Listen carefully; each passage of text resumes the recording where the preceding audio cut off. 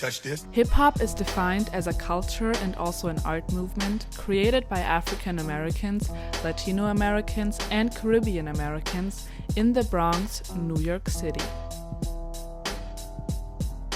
The term hip-hop consists of 4 key elements. The first one is the well-known music genre hip-hop, also called rap or MCing, is a subcategory beatbox. Open up season on cop time. So welcome to the ghetto, where you can straight get played out like a cello. The second element of hip-hop is DJing or turntablism. Fun fact, a DJ once got scared while turntabling and his shaky hands made that noise you may know from records called scratching. A later on very famous turntablism technique. The third element is called b-boying or breakdance. B-boying means break-boying, which insinuated the beat break in songs you used to dance to. The fourth and final element of hip-hop are graffitis. The Bronx hip-hop scene emerged in the mid-1970s from neighborhood block parties thrown by the Black Spades, an African-American group that is described as a gang. You gotta understand, you really have to understand that the Zulu Nation had originally been the Black Spades. They were the biggest, most feared gang in the Bronx. I mean, they'd wear these denim jackets with the cut-off sleeves and fur around the collars and Black Spades written across the back. And this was before gangs had a lot of guns, so it was all about getting beat down with these and with sticks and with knives. I mean, it was brutal. Brother DJ Kool Herc and his sister Cindy Campbell started hosting DJ parties in the Bronx. 1520 Cedric Avenue, the historic birthland of the culture they call hip-hop music. The culture has revolved around the idea of updating classic recordings, attitudes, and experiences for the modern audience by, for example, sampling older culture and reusing it in a new context. Hip-hop follows the genres of blues, jazz, ragtime, funk, salsa, and disco. Hip-hop was not officially recorded until 1980 due to the poverty during the genre's birth and lack of acceptance outside of the ghetto. The first ever hip-hop record was Sugar Hill Gang's Rapper's Delight. Now what you hear is not a test, I'm rapping to the beat. And me, the groove, and my friends are gonna try to move your feet. You see, the origins of hip-hop, 1973 to 1979. Hip-hop music was primarily used as an outlet and voice for the disenfranchised youth of marginalized backgrounds in low-income areas. The genre worked with percussive breaks of popular songs and mixed or extended them with the help of 2 turntables. MCing, later called rapping, originally started as a rap battle without instrumental nor beat, so-called capping. Real killers don't need a face mask. I don't plan for you to live to tell your side of the story.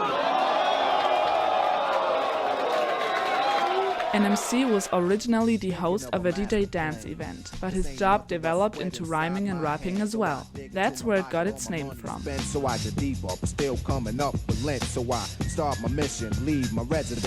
The hip-hop scene really fast became an outlet for teenagers as well. Instead of getting into trouble on the streets, teens now had a place to extend their pent-up energy. It became a way of dealing with the hardships of life as minorities within America, an outlet to deal with the risk of violence and the rise of gang culture. You had a lot of gang activity that was happening in the Bronx back in the late 60s, early 70s. You had a lot of drugs in the communities, a lot of violence and robberies, things that was going on. The Bronx was called one of the destructive areas of the time. And Bambaataa had the inspiration to stop this gangbanging nonsense, stop killing each other, and let's get creative. So he turned one of the most violent street gangs into one of the most influential cultural organizations. His status was literally legendary. When you heard of Afrika Bambaataa and the Zulu Nation, there was a whole section of the Bronx that was under his command. City's ghetto streets. One of the biggest problems is what to do with youthful restlessness before it turns into gang violence. Everybody here got problems. You know, we're from the Bronx and all. That's not easy. We've all been in trouble before. We've all been handcuffed. Most of us been handcuffed by cops for doing bad things. In the brownstone jungles where they live, there is only one thing that's as inevitable as street gangs, and that's music. In the 1970s, in the South Bronx, instead of fighting, dudes used to break against each other. And it's a combination of martial arts, ballet, and, you know, and acrobatics. Acrobatics, yeah, that's true. Let's say one person will start with you, and they'll say, you want to fight. You'll say, no, I don't want to fight. Let's break for it. It be a buck. This is a run, it is empty. I used to leave it like a chip slipped in. I'm so on the low and taking Navy SEAL to get me when I surface. If not chips, then vengeance, the purpose on your team. I put like sometimes we feel like hitting something or hitting someone. Instead of hitting somebody, we would just break and do head spin and get our anger out. You know what I mean?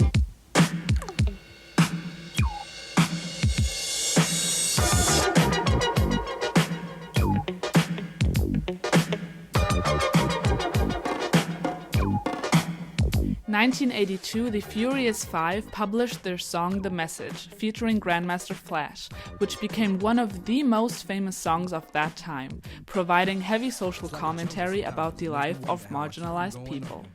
The Furious Five put Grandmaster Flash on the vinyl because he suited the image of the song so well, but he actually never even had to do anything with the song at all, and got incredibly famous for it, what misaligned deeply with Grandmaster Flash's morals.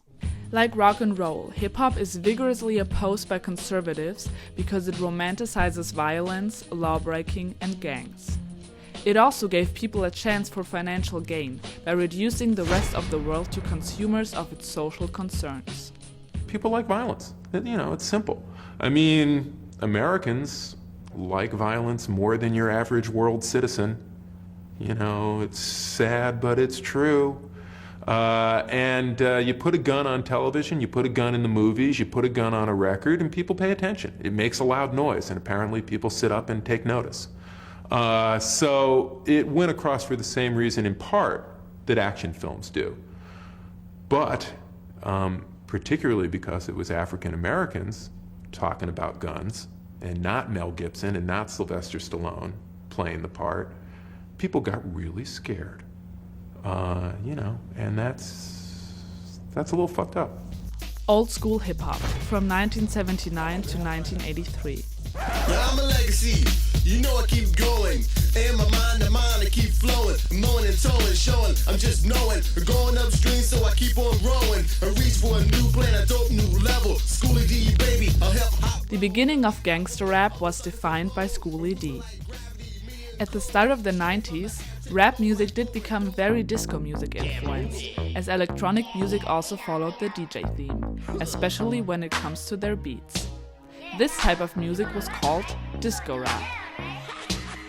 Party people, can yo get funky?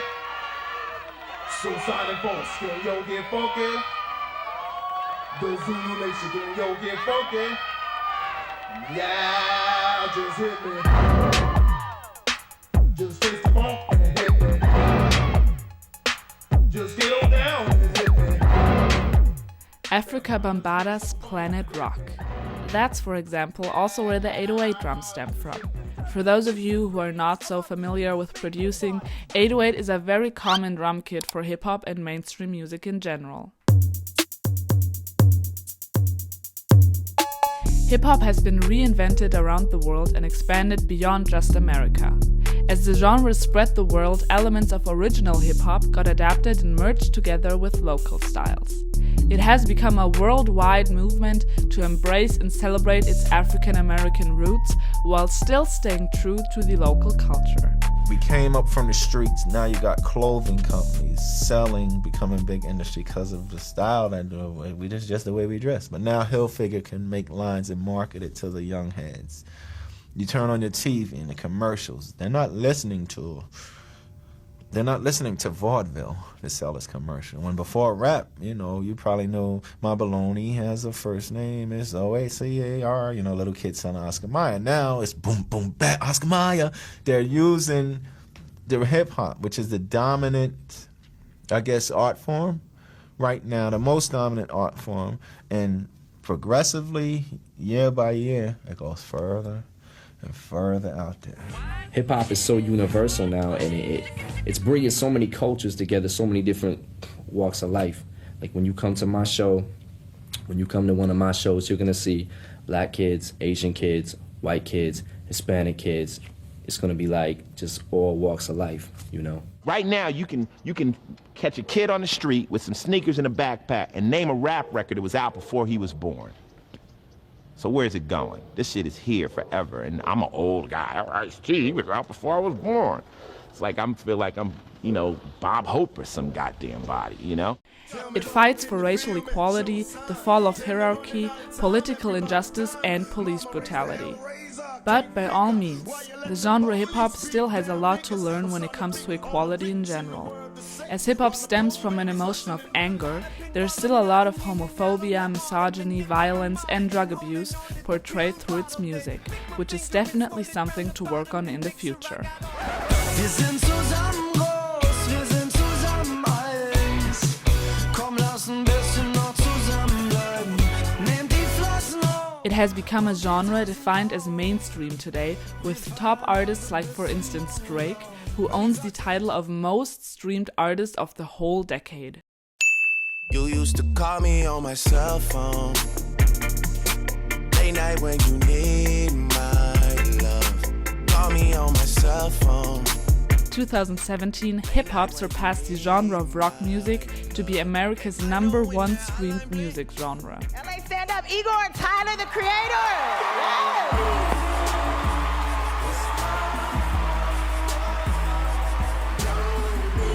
I don't have anything planned at all. But Playboi Carti has a line where he says, bought my mama a house off this mumbling shit. And I always get like teared up when he says that, cause like this thing that's a hobby or a pastime or a passion for us, a lot of people in here, that shit kept us out of trouble. And it allowed us to change our family lives, our friends' lives, our lives.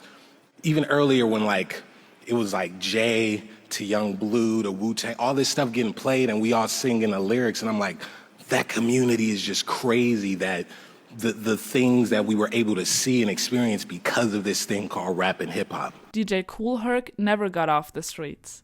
He is still working as a DJ on parties to this day, known as the founder of hip hop. I'm the first original ghetto superstar, you know, because I'm still here. I never went there. I started in the ghetto and still in the ghetto, you know, and I didn't know it. I was just going along with the flow.